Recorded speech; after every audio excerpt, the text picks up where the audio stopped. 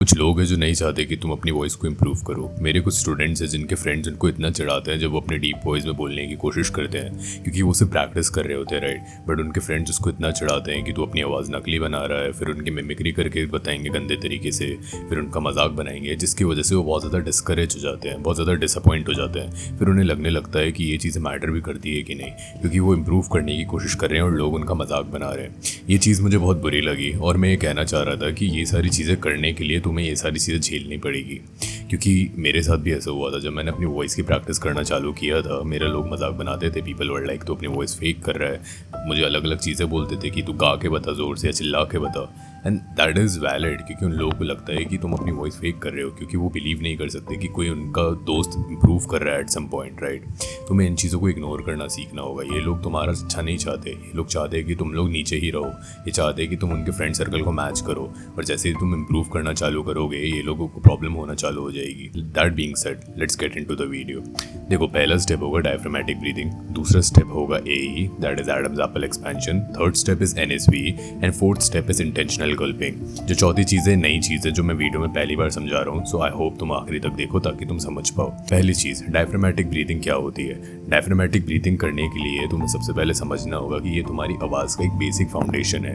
अगर तुम इसे सीख जाओगे देन तुम्हारी आवाज़ नेचुरली आने लगेगी। जो एक हस्कीनेस तुम अपनी वॉइस में एक्सपीरियंस करते हो, अभी जैसे तुम मेरी आवाज़ सुन रहे हो, राइट, तुम्हें एक हस्कीनेस फील हो रही होगी, तुम्हें एक वाइब्रेशन टाइप फील हो रहा होगा, क्योंकि मेरी जो सारी वॉइस आ रही है, मैं जो भी बोल रहा हूँ वो मेरे डायफ्राम से आ रहा है, मेरे चेस्ट के नीचे वाले एरिया से आ रहा है, क्योंकि मेरी पूरी बॉडी इंगेज हो रही है मेरे बोलने में। And that is the reason diaphragmatic breathing is very important, क्योंकि ये तुम्हारी बॉडी को इंगेज करना सिखाता है तुम्हें।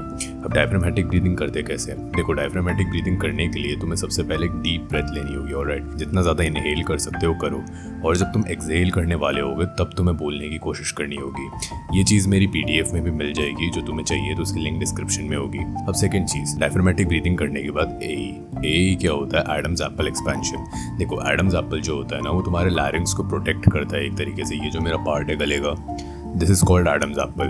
अब एडम्स एप्पल जो होता है तुम्हारे लैरिंग्स को प्रोटेक्ट करता है, क्योंकि लैरिंग्स के अंदर होते हैं पतले पतले मोटे मोटे टिश्यूज, जिसको हम कहते हैं लैरिंग्स टिश्यूज, राइट। जो टिश्यूज होते हैं इनके मोटे या पतले होने से तुम्हारी वॉइस पे अफेक्ट पड़ता है। अगर ये टिश्यूज बहुत ज़्यादा पतले और लंबे हैं, तुम्हारे केस में तुम्हारी वॉइस पतली होगी। अगर ये टिश्यूज बहुत ज़्यादा थिक है देन तुम्हारी वॉइस डीप होगी।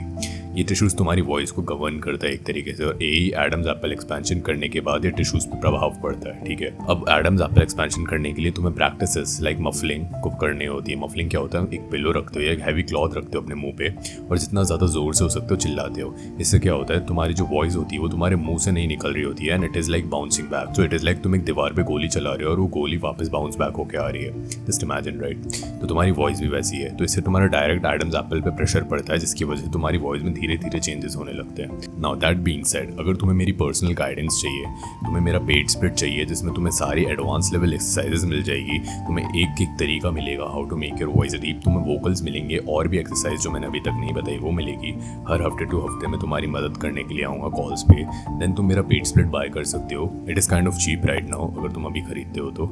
सो just message me on Insta and I will see you on the other end. Third thing is NSV, nasal vocal elimination. Nasal vocal elimination में होता क्या है, जो तुम अपने नेजल वोकल्स होते हो, देखो तुम जब बोलते हो ना, तुम्हारे वॉइस के दो कंपोनेंट्स होते हैं। एक होता है जो तुम्हारे मुंह से निकल रही होती है वॉइस, एक होता है जो तुम्हारे नाक से निकल रही होती है। Nasal vocal elimination is basically उन नाक के वोकल्स को एलिमिनेट करना, क्योंकि नाक के वोकल्स तुम्हारी वॉइस का श्रिल पार्ट कंट्रीब्यूट करते हैं। व्हेन यू स्पीक, तुम्हारी जो वॉइस होती है, इट इज़ लाइक तुम्हारे नेजल वोकल्स तुम्हारी वॉइस को पतला बनाते हैं, श्रिल बनाते हैं। तो उन्हें एलिमिनेट करना हमारे फ़ायदे में आता है। एलिमिनेट करने के लिए तुम हमें अपनी नाक दबाने की बोलने की कोशिश करनी है। नॉर्मली जब तुम अपनी नाक दबा के बोलते हो तो तुम्हारी वॉइस जो है वो श्रिल फील होती है, राइट। तो तुम्हें कोशिश करनी है कि तुम जितना नॉर्मली बोल सकते हो बोलो नाक दबाने के बाद, यानी कि श्रिल बोलने की कोशिश नहीं करनी है, तुम्हें नॉर्मल बोलने की कोशिश करनी है।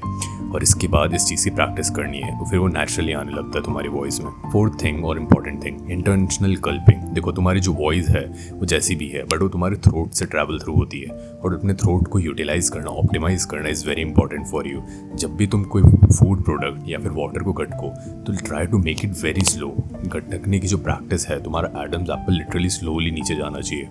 ये जो चीज़ है तुम्हारे थ्रोट की एक तरीके से एक्सरसाइज है, क्योंकि तुम्हारा जो थ्रोट है it is like a passage, और वो जो पैसेज जितना ज़्यादा क्लीन होगा तुम्हारे लिए उतना ज़्यादा फायदा होगा। And practising this will be beneficial for you.